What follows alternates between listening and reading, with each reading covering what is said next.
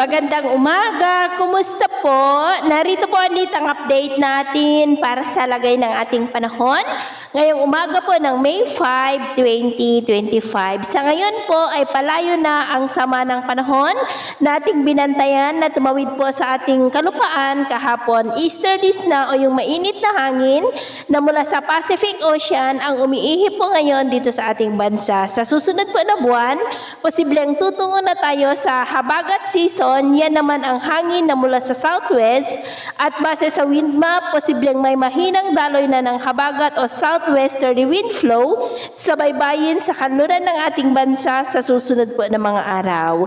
At sa ating long range forecast, wala pa naman pong bagyo na namamataan na tatawid sa ating kalupaan for the next 2 weeks, pero hindi pa rin inaalis ang posibilidad na may sama ng panahon muli na mabubuo sa silangan ng ating bansa sa susunod na mga araw, at ang development po ng mga yan ang ating babantayan. At sa lagay ng ating panahon, ngayong madaling araw ay maayos ang panahon sa malaking bahagi ng ating bansa, pero may tsansa pa rin ng mga isolated rain sa ilang bahagi ng Aurora, Quezon, Bulacan, Kanluran ng Central Luzon, ilang bahagi ng Metro Manila, Bicol Region, Samar Provinces, Leyte, Silangan ng Bohol, Bogos sa may Cebu, Cadiz, Escalante, Ajuy, Estancia, Surigao del Sur, Northern Mindanao at Davao.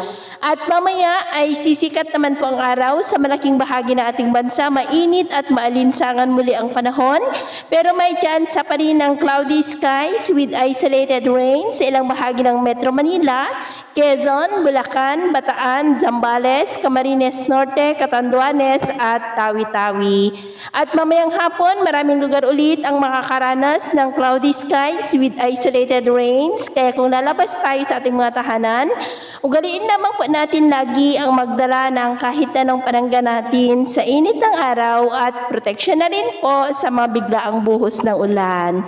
At sa atin naman pong mga baybayin, wala naman po tayong nakataas na namang gale warning signals, pero iba yung pag-ingat lamang po kung papalaot tayo para po mas makaiwas sa mga sakunang pangkaragatan.